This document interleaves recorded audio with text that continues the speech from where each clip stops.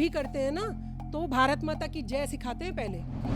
मेरे लिए तो संविधान सेकेंडरी है, इस धर्म पहले है। अरे मरने के बाद छोड़िए, जब तक आप जिंदा हैं तब तक भारत का गाना गाइए।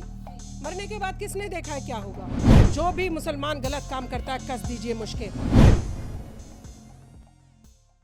पीएफआई संगठन के जितने भी ठिकानों पर ईडी और एनआईए की रेड पड़ी है, उसको आप किस रूप में देखती हैं? कितना सही है और क्या सरकार को ये पहले नहीं कर देना चाहिए? ईडी और आईएनए अपना काम करती है। हम किसी संस्था को डिक्टेट नहीं कर सकते कि आपने उस दिन क्यों नहीं रेड की या आपने उस दिन क्यों नहीं जांच की। हम संस्थाओं पे क्वेश्चन लगाने से अच्छा है आज जब संस्थाएं कुछ कर रही हैं हम उनके साथ खड़े हों। हमारा मकसद संस्था को मजबूती देना है। हमारा उन पे क्वेश्चन लगा लगा कर कि आपने तब क्यों नहीं किया, तब क्यों नहीं पकड़ा। अरे लगी रहती हैं संस्थाएं, जब तक प्रूफ हाथ में नहीं आते हैं, जब तक पुख्ता सबूत हाथ में नहीं आ जाते हैं, तब तक कोई कार्रवाई नहीं करती हैं। आप सोचिए इतने पुख्ता सबूत लेने के बाद तो आप सवाल उठाते हैं, और अगर बिना पुख्ता सबूत के आ जाते तो आप तो कहते कि देखिए जी मुसलमानों को बहुत नाजायज़ सताया जा रहा है। यही तो है ना उनके हाथ में एक वो हथियार कि अल्पसंख्यकों के ऊपर अत्याचार कर दिया। जब से मोदी सरकार आई है हम पे बड़ा अत्याचार हो रहा है। अपने काम नहीं देखेंगे कि देश में क्या अराजकता फैला रहे हैं, देश में कैसे आतंकवाद फैला रहे हैं, देश के। अरे एक दर्जी भाई अपना दर्जी का काम कर रहा है, आप जाके उसका गला काट देते हैं, आप ऐसी चीज़ें सिखाते हैं और फिर आप आशा रखते हैं देश के लोगों से कि वो नरमी बरतें आपके प्रति। कोई नरमी नहीं बरती जाएगी ऐसे लोगों के खिलाफ। जो देश को तोड़ने का काम करेगा या रत्ती भर भी हमारे देश के खिलाफ एक शब्द भी निकालेगा मुँह से, उसको बख्शा नहीं जाएगा। ये मैं अभी बता रही हूँ कि इस सरकार में ज़ीरो टॉलरेंस है आतंकवाद को लेकर। वो आप और हम कड़ी जुड़ती हुई देख रहे हैं। तो आप और हम सबको, मैं सब देशवासियों को आपके न्यूज़ 15 के माध्यम से कहना चाहती हूँ कि सारे देशवासी खड़े हों, उन संस्थाओं को मजबूती दें कि हाँ पकड़िए इन सबको। और ख़ासकर मैं मुसलमान भाइयों से कहना चाहती हूँ, क्योंकि सारा मुस्लिम समाज तो ख़राब नहीं है ना, सारा मुस्लिम समाज तो ये नहीं कर रहा ना, कुछ लोग कर रहे हैं उनकी वजह से सारा मुस्लिम समुदाय बदनाम हो रहा है। वो सारे मुसलमानों को भी साथ खड़े होना चाहिए और कहना चाहिए पीएफआई हो या चाहे कोई भी, चाहे कोई मौलाना पकड़ा जाए या कोई भी पकड़ा जाए, सज़ा कड़ी मिलनी चाहिए। लेकिन पीएफआई का दावा है कि वो एंटी मुस्लिम योजनाओं के खिलाफ आवाज उठाते हैं, ना कि उपद्रव फैलाते हैं। नहीं, एंटी मुस्लिम क्या हो गया यहाँ पर? मैं आपके माध्यम से पीएफआई से पूछ रही हूँ, क्या हुआ यहाँ पर एंटी मुस्लिम? पहला भारत ऐसा देश है जहाँ पर अल्पसंख्यक, यानी अल्पसंख्यक में मुस्लिम समुदाय सबसे ज़्यादा है क्वांटिटी में।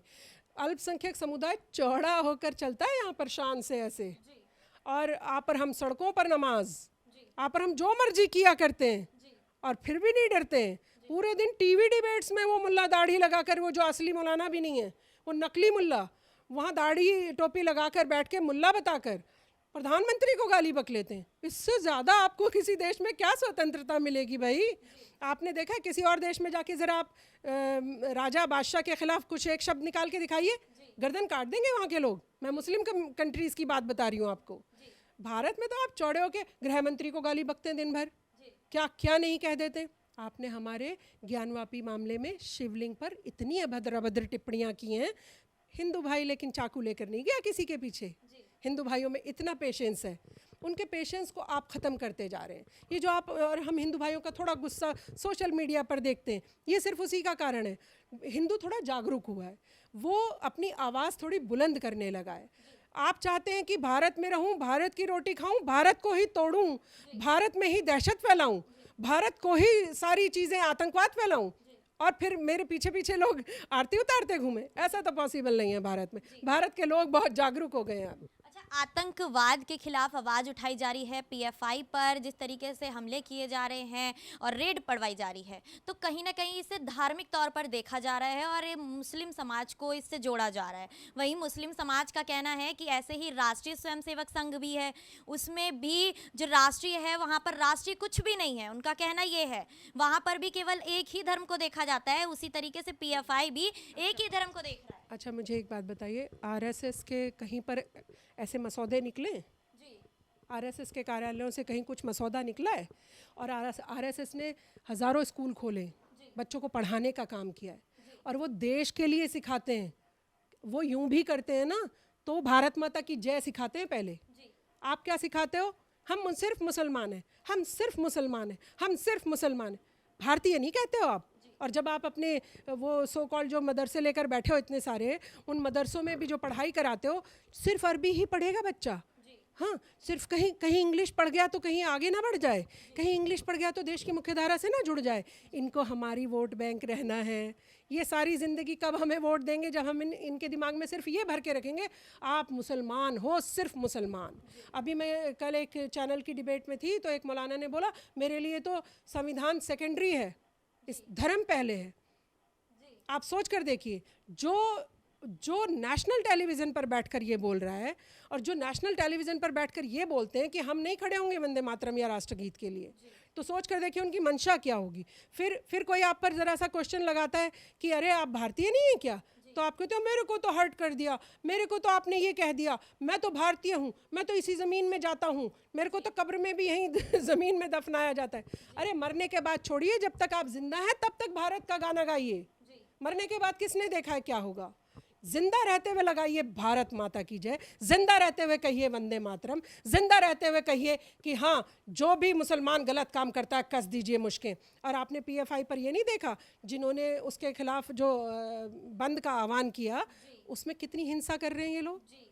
मुझे एक बात बताइए, आप तो टेररिस्ट एंगल से काम नहीं करते हैं, आप तो अराजकता नहीं फैलाते हैं, तो आप पर हम कोई धरना प्रदर्शन करेंगे तो हम दोनों यहीं बैठ जाएंगे, हम कहेंगे नहीं है ना, जिंदाबाद मुर्दाबाद यही करेंगे ना। ये तो पत्थरबाजी कर रहे हैं।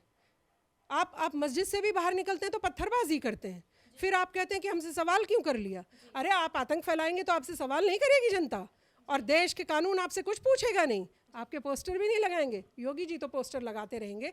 जो आतंकवाद का काम करेगा, जो देश को कमज़ोर करने का काम करेगा, मैं बोल रही हूँ उसकी मुश्किल कस देनी चाहिए, और आने वाले समय में उसके परिवार में भी कोई कान खड़े ना कर पाए, इस पर भी हमें अंकुश लगाना होगा, क्योंकि नहीं तो भविष्य में इन्हीं के लोग फिर और 2-4 बढ़ते जाएंगे। आज ही हमें अंकुश लगाएंगे तो कम से कम जो मुसलमान समुदाय है, जो इनकी वजह से पूरे दुनिया में बदनाम हो रहा है, कहीं ना कहीं इसी तरीके के कट्टरपंथी लोग हैं जो आप पर हम देख रहे हैं मंदिरों पर। अभी फॉरेन कंट्री में, कनाडा में मंदिर तोड़ दिया, कौन कर रहा है? ये कट्टरपंथी लोग कर रहे हैं। ये तो इन कट्टरपंथियों से जूझना पड़ेगा और इनसे घबराना नहीं होगा, इनसे डरने की ज़रूरत नहीं है। हालांकि हमारी सरकार डरती भी नहीं है, सशक्त सरकार है। मैं ऐसा मानती हूँ कि मोदी जी ने बड़े बड़े फैसले लिए हैं, तो इनसे घबराने की ज़रूरत नहीं है, इनकी मुश्कें कसने की ज़रूरत है। पीएफआई को बैन करने की मांग काफ़ी लंबे समय से चली आ रही है, लेकिन उसके बावजूद भी योगी सरकार ने केवल उन पीएफआई संगठन में जो शामिल लोग हैं उनके खातों पर प्रतिबंध लगाया था। तो उस समय अगर इतना बड़ा एक्शन ले लिया जाता तो कहीं ना कहीं देश में जो इतना बड़ा उपद्रव फैल रहा है, अराजकता फैल रही है, कहीं ना कहीं रुक सकती थी। पहली बात यह है कि फिर किसी और नाम से आ जाएंगे जी।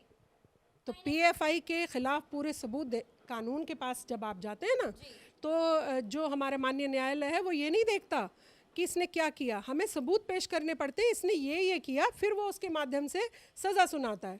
तो प्रतिबंध तो तभी लगेगा जब हम सारा मसौदा सामने पेश करेंगे, और हम भी काफ़ी समय से ये आवाज़ उठा रहे हैं कि इस पर प्रतिबंध लगा दीजिए, लेकिन ये किसी और नाम से फिर आगे ना बढ़कर आ जाए, इसका भी हमें ध्यान रखना होगा। इसलिए सिर्फ एक सिमी पर प्रतिबंध लगाया था तो पीएफआई नाम से आ गया, पीएफआई पे लगाओगे तो डिम्मी नाम से आ जाएगा, टिम्मी नाम से आ जाएगा, फिर आप पर हम क्या करेंगे? तो इनकी जड़ें, मैं हमेशा कहती हूँ आपके माध्यम से, जहाँ इनके रूट्स हैं, जहाँ इनकी जड़ें हैं, वहाँ हमें कड़ा प्रहार करना होगा ताकि हम इन्हें जड़ से उखाड़ फेंकें। आचार्य चाणक्य जी क्या कहते थे कि अगर कुशा चुभ गई तो उसे जड़ से उखाड़ फेंकिए। तो ये हमारे पाँव में ना चुभ रहे हैं, तो हमें इनको जड़ से उखाड़ फेंकना होगा, तब कहीं जाके हमारा भारत खुशहाल, और जो आप पर हम बात करते हैं एकता, प्रेम, सौहार्द, जो हमारा कल्चर है, जो हमारी संस्कृति है, हम सब इतने प्यार से रहते हैं। मुसलमानों को कभी कोई तकलीफ़ नहीं हुई हमारे भारत में, सारे हिंदू भाई गले लगाते हैं।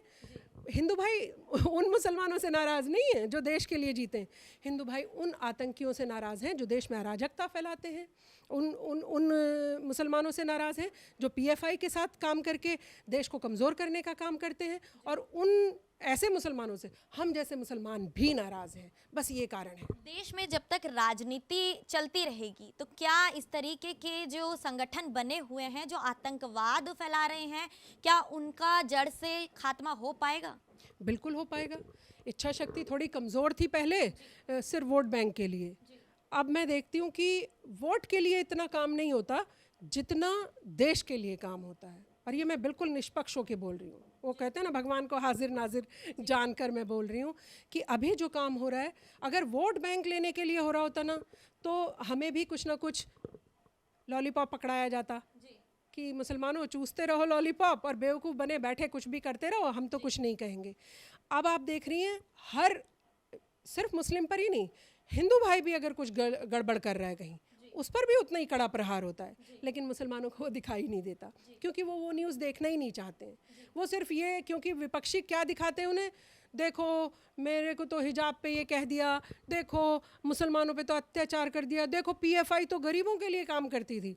चलिए उनसे गरीबों का ही काम गिनवा लीजिए। गरीबों के लिए काम करना ये होता है कि आइए 100 लोग इकट्ठे हो जाइए और हम आपको ट्रेनिंग देंगे, ये होता है गरीबों का काम? ये तो देश के विरुद्ध काम था ना। आप क्या सिखा रहे थे उन्हें? ट्रेनिंग देते हैं पूरी कि किस तरह से गर्दन काटी जाएगी, किस तरह से जाके हिंदू भाइयों में आपको अराजकता फैलानी है, और फिर आप कहेंगे कि जी हम तो बड़ा महान काम कर रहे थे। अब इस पर बैन भी लगना चाहिए, और भविष्य में जैसे मैंने आपसे पहले भी कहा कि इनको जड़ से उखाड़ फेंकना चाहिए। और जो मुस्लिम समुदाय देश की मुख्य धारा से जुड़कर काम कर रहा है और जो जिंदा दिली से अपने देश के लिए जीता मरता है, उसको हमारा सबका स्वागत है। और हिंदू भाई तो हमेशा हमें गले से, 80% हिंदू भाई हैं, 20% मुस्लिम हैं, तो कौन हमें गले से लगा के रखता है? हिंदू भाई हमें गले से लगा के रखते हैं। हम सब तो यही है, प्रेम प्यार की गंगा बहाते चलो, हम तो सब बहाते रहेंगे, लेकिन ऐसे आतंकवादी जब बीच में आएंगे ना, तो उनकी गर्दन मरोड़ने का भी काम करेंगे। अच्छा, राजनीतिक दल पर आप इनडायरेक्टली एक आरोप लगा रही हैं कि वोट बैंक के चक्कर में वो आतंकवाद को शरण दे रहे हैं, क्या ये शरण देते आए हैं? दे रहे हैं नहीं है, अभी तो कुछ और उछल कूद कर रहे हैं, क्योंकि अब सत्ता हाथ में नहीं है। सत्ता थी तो मैंने आपको जैसे एक एग्जांपल दिया कि मुजफ्फरनगर दंगा नहीं होता अगर आपने किसी एक मुसलमान के लिए फ़ोन करके उसे ना छुड़ाया होता, अगर उस अपराधी को सज़ा मिल गई होती तो सब प्रेम प्यार से रह रहे थे। लोगों की नाराज़गी इसलिए बढ़ती है कि आप एक समुदाय के आदमी के लिए फ़ोन कर देते हैं, दूसरे समुदाय जो बेचारा निर्दोष है उसको आप पकड़ लेते हैं, तो गुस्सा होना तो लाजमी है ना, फिर तो गुस्सा बनता है ना। आप पर हम आवाज़ उठाएंगे ना कि जो अपराधी था उसको आप आराम से, है ना, गाड़ी में बैठा कर छुड़वा रहे हैं, और जो निर्दोष था उसको आप जेल की सलाखों के पीछे भेज रहे हैं। बस इतना सही तो नाराज़गी थी। मैं बोल रही हूँ कि सारे मुसलमानों को जागरूक होना चाहिए, मुल्लाओं का दामन छोड़ देना चाहिए। ये कभी आपको सीधी राह में नहीं आने देंगे, ये आपको कभी समझने नहीं देंगे कि हमारे लिए पढ़ाई ज़रूरी है। धर्म सबका सर्वोपरि ही होता है, लेकिन इंडिविजुअल। जब मेरे देश की बात आएगी तो मैं देश के साथ खड़ी होंगी, जब मेरे देश के कानून को फॉलो करने की बात आएगी मैं अपने देश के साथ खड़ी होंगी। धर्म मेरा निजी मामला है, मैं उसको चाहे नमाज पढ़ूं चाहे ना पढ़ूं, चाहे मैं बुरके में रहूं, कोई मुझे नहीं रोकता। मेरे भारत में तो बैन ही नहीं है बुरका, हिजाब वगैरह कुछ बैन नहीं है। और जो बहन बेटी चैनल में भी मैं तो देखती हूँ बैठी होती हैं बेटियाँ, जो सामने हमारी जनता होती है, पहन कर आई होती हैं, कोई रोक नहीं होती। लेकिन कुछ मुल्लाओं की ज़िद है, मैं यही नमाज़ पढ़ूंगा। ऐसा नहीं होना चाहिए। जब इस्लाम धर्म आपको सिखाता है कि जैसे मस्जिद का मामला आया, मस्जिद के मामले पर क्या कहा, सबूत नहीं दे पाते कुछ भी, मस्जिद में नमाज़ पढ़ने का सबूत नहीं है इनके पास, लेकिन लड़ेंगे। क्यों? क्योंकि मुसलमानों को बहका के रखना है, मुसलमानों की वोट लेने के लिए बहका के रखना है। देखो हम तुम्हारे लिए लड़ रहे हैं, जबकि अब मुसलमान धीरे धीरे सीख रहा है, समझ रहा है, हर चीज़ आ रही है उसको भी अकल, लेकिन अभी थोड़ा समय लगेगा, क्योंकि मुल्लाओं ने दिमाग को कैप्चर किया हुआ है। मुल्लाओं की दुकानें बंद की हैं 3 तलाक पर, अभी मुल्लाओं की और बड़ी जो दुकानें हैं, अभी कई चीज़ों पर बड़ी बड़ी दुकानें हैं, उन्हें भी बंद करवाएंगे। अच्छा, भारत को इस्लामिक राष्ट्र बनाने की बात कही जा रही है, तो क्या ये जिस तरीके से रणनीति कर रहे हैं, क्या सरकार इनके मसौदे पूरे होने दे पाएगी? नहीं, पीएफआई कह रही थी कि पीएफआई के जो पटना से जब पकड़े गए तो वहाँ से निकला मटेरियल कि हम वो बना देंगे इसको इस्लामिक कंट्री। तो मैंने बोला भारत का भा भी नहीं छू सकते हो, गज़वा हिंद बनाओगे आप? हिम्मत है आपकी भारत की तरफ आंख उठाने की? हाँ, पिद्दी की तरह तो घूमते फिर रहे हो, हिंदू भाइयों पे अत्याचार करने की कोशिश कर रहे हो। अभी सरकार सशक्त है, सरकार मजबूत है, उसकी इच्छा शक्ति भी मजबूत है, और आप देखिएगा जड़ से उखाड़ फेंकेंगे हम सब लोग मिलके। अब मैं आपके माध्यम से, न्यूज़ 15 के माध्यम से जनता से भी आह्वान कर रही हूँ कि प्लीज़ अपने आसपास भी आप देखते हैं कि कोई इस तरीके का खुराफाती घूमता दिख रहा है, मुसलमानों से खासकर मैं बोल रही हूँ कि कोई खुराफाती इस तरीके का आपको बुला रहा है, मीटिंग कर रहा है, या कोई पड़ोसी को बुला रहा है, या पड़ोसी आपको कुछ बता रहा है, पुलिस को बताइए। तुरंत पुलिस को सूचित करिए कि इस तरीके के जो स्लीपर सेल हैं यहाँ घूम रहे हैं, ताकि हम सब का भी योगदान जो भारत के लिए, जो हम भारत में पैदा हुए, शान से भारत में रहते हैं, शान से आप देख रही हैं कैसे चेहरा खिलखिलाने लगता है जैसे ही भारत का नाम आता है। भारत का नाम सुनते ही देखिए आवाज़ भी अलग बदल जाती है, रोम रोम एकदम है ना गौरवान्वित महसूस करने लगते हैं भारत के लिए। तो मैं बोल रही हूँ भारत के लिए जिएंगे तो देखिए आपको एक अजीब और गरीब खुशी मिलेगी। और धर्म के लिए जिएंगे, धर्म हमारा अपना मामला है, घर में रहिए, धर्म के लिए आप कुछ भी करिए, आपको स्वतंत्रता है, लेकिन देश के कानून को मानना पड़ेगा, देश के संविधान को मानना पड़ेगा। संविधान, देश सर्वप्रथम, सर्वोपरि, धर्म सेकेंडरी। ये मैं कड़ा और बड़ा मैसेज दे रही हूँ मुल्लाओं को। अच्छा, आप भी एक मुस्लिम महिला हैं और अन्य मुस्लिम लोगों के लिए आप इस तरीके से बातचीत करती हैं, उनको इतना बोलती हैं, तो कहीं ना कहीं आपको जब ये बात हो रही थी कि सर तन से जुदा वाली बात सामने आ रही थी, तो कहीं ना कहीं आपको इस चीज़ का सामना नहीं करना पड़ा? नहीं, धमकियाँ देते हैं, धमकियाँ बहुत आती रहती हैं और इसकी कंप्लेंट भी दर्ज हैं और पत्थर भी मारे हैं, गोली भी चलाई है, उससे कोई फ़र्क नहीं पड़ता। मैं अपने इस्लाम धर्म की ही बात करूं, सच के लिए जान भी देनी पड़े तो गौरवान्वित महसूस करना चाहिए। वैसे भी मैं आर्मी के परिवार से आती हूँ, मेरे फादर ने 62-65 वॉर लड़ी है, तो मैं एक आर्मी ऑफिसर की बेटी हूँ। हारना नहीं सिखाया, झुकना नहीं सिखाया, देश के लिए जान देना सिखाया है। इसी तरीके की और चर्चाएं लेकर आप सभी के सामने मैं अंजलि राठौर आती रहूँगी। कैमरा पर्सन मिथिलेश के साथ, शुक्रिया।